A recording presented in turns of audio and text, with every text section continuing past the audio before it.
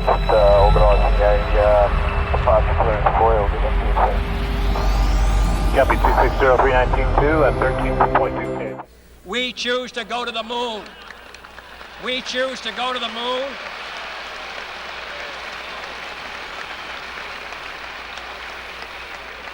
We choose to go to the moon in this decade and do the other things, not because they are easy, but because they are hard.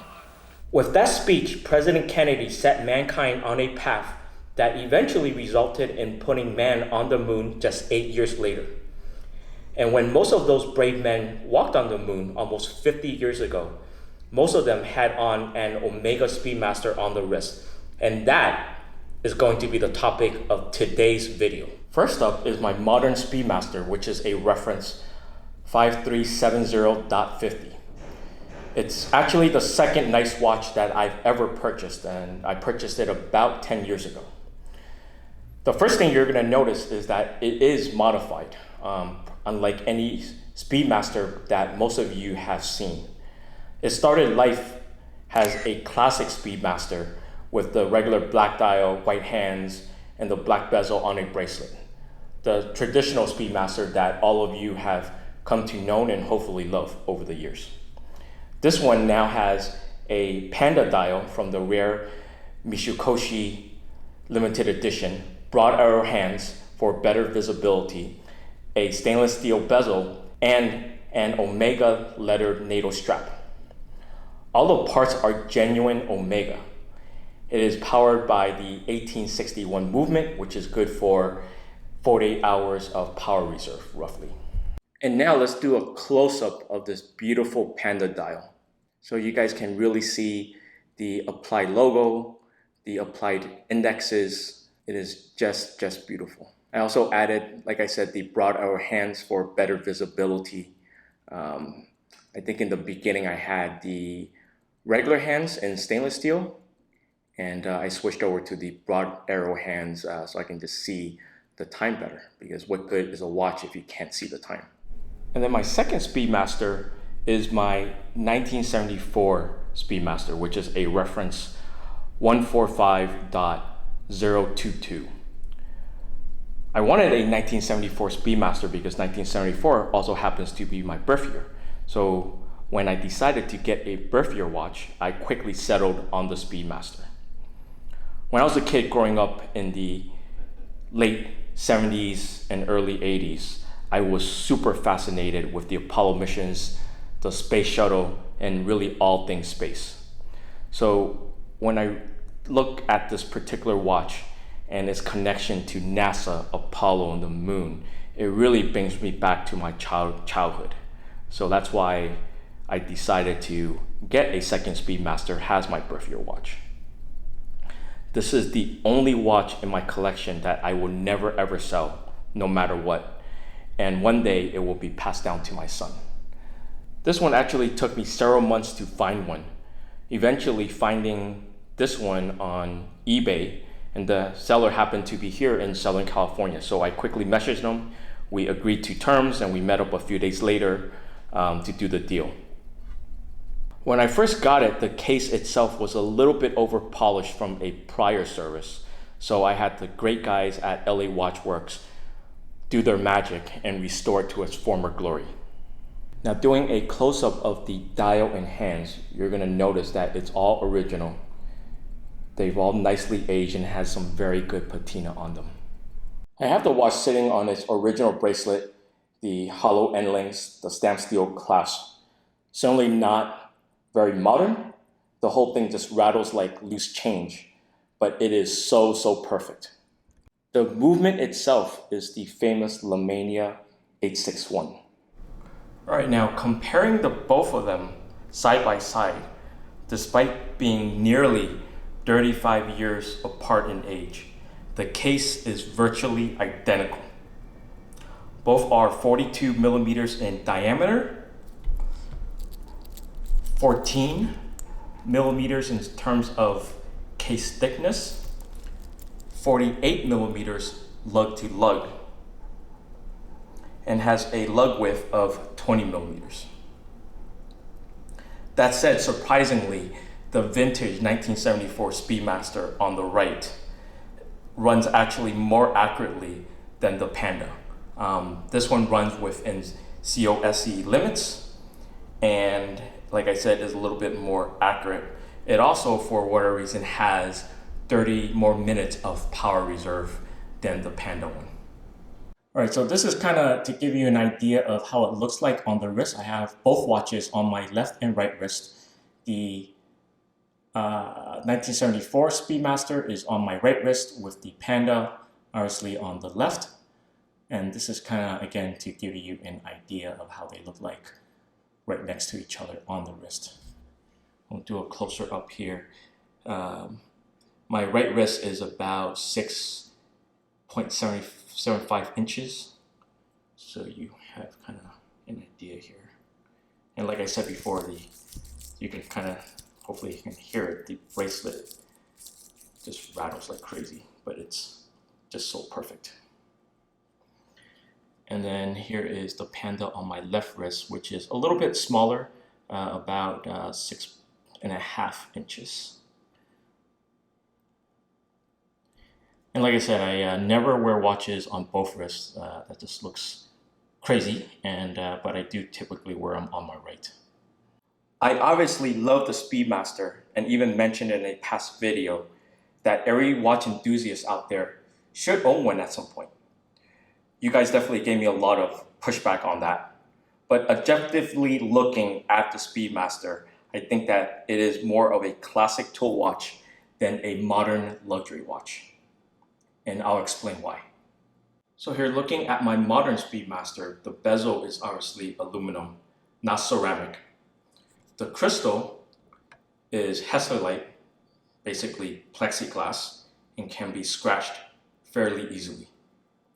The movement itself is a manual wind, not automatic, does not hack, and is not COSC certified.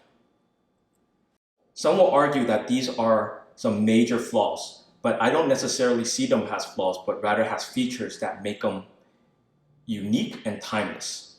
The Hesalite crystal gives it a very warm look and feel, and there's something very romantic about having to wind up your watch every day or two. But look, at the end of the day, I get it. The Speedmaster, just like any other watch, isn't for everyone out there. For almost $5,500 retail, there are certainly better options that have more modern features that are also better spec'd. But in my humble opinion, none of them will have the Speedmaster's rich history. And I think what makes this super cool is that while I may never go to space, having a watch that can right out of the box is just insanely cool. Now, speaking of history, let's circle back to the history of the Speedmaster. I think most of you by now have heard a version of the story, and it goes something like this. NASA needed a watch for their astronauts, so they sent some guy in Houston to a local jewelry store where he purchased a bunch of watches, brought them back to NASA headquarters for testing, and only the Speedmaster survived. That was a little bit of a stretch of the truth, and I think what really happened from my own reading and research is that Dick Sladen, chief of the astronaut office, and James Reagan, an engineer, developed a set of specifications for a watch specifically for astronauts to wear and use in space, and sent out a request for proposal to several watch manufacturers at the time. A few of them responded, a few of them didn't. Omega was one that did, and they submitted the Speedmaster. NASA subsequently ran several tests, including pressure, temperature, and shock testing, and when the tests ended, NASA concluded that the Speedmaster passed satisfactory. And before the certification even happened, Wally Schirra was the first known astronaut to use a Speedmaster in space, a privately owned, likely his own, Speedmaster CK2998. After the certification, the Speedmaster was a part of many space firsts. Ed White in his first spacewalk during Gemini 4, and of course, as you guys all know by now, Apollo 11 and his crew of Neil Armstrong, Buzz Aldrin, and Michael Collins. To note, Armstrong actually never wore his Speedmaster on the lunar surface, at least not during his first moonwalk, as he left his watch as a backup to the onboard timer that broke. So the first man to ever wear the Speedmaster on the moon is Buzz Aldrin. It also played a critical role in Apollo 13 after an astronaut tank explosion crippled the service module. Jack Swigert used his Speedmaster to time a 14-second burn that corrected its course back to the Earth, with Jim Lovell and Fred Hayes at the controls. And for this, NASA awarded Omega the Silver Snoopy Award. The Speedmaster is still being used in space today in modern times, during the space shuttle era, and now on board the International Space Station. To conclude, the Speedmaster is an excellent no-nonsense chronograph. And with its rich history, in my opinion, it's become something more than the sum of its parts. An iconic legend. All right, folks, so that is a wrap. I wanted to first thank you very much for your support. Got a overwhelming positive response to my Tudor Black Bay 58 video, so thank you very much for that. And as always, if you like this video, please don't hesitate to like, comment, and subscribe. We're gonna end things a little bit differently this time, since First Man is out this weekend, which is the biopic on Neil Armstrong. I thought that we'll look back at some historic footage of Apollo 11. So let's do that, and we'll see you guys later. Bye! Here they are as they left the Manned Space Center. Armstrong, and then I believe it's Collins and then Aldrin, isn't it? That would very likely be the order, yes. They left Manned Space Center there at about 6:30 this morning. Deke Slayton, the chief astronaut, and one of the Mercury 7 fellows, Wally, climbing in last there in the polo shirt. 10, 9, ignition sequence starts. 6, 5, 4, 3, 2, 1, 0. All engine running.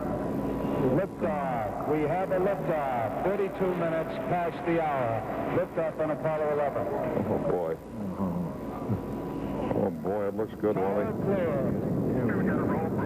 Somebody must be leading the arm. Building shaking. Roger, Eagle, Panda. Roger, how does it look? The Eagle has wings. Roger. Forward. 40 feet down, 2.5. Picking up some dust. Straight shadow.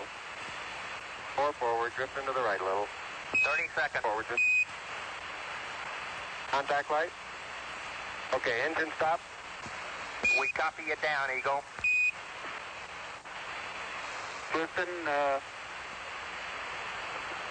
Tranquility Base here. The Eagle has landed.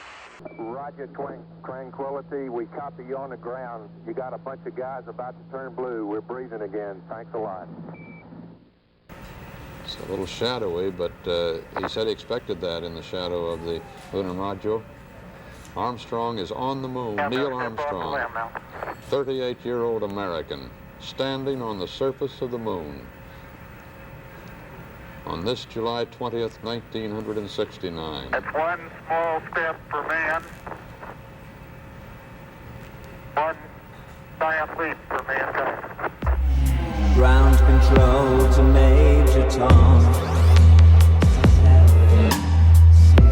Commencing countdown, engines on.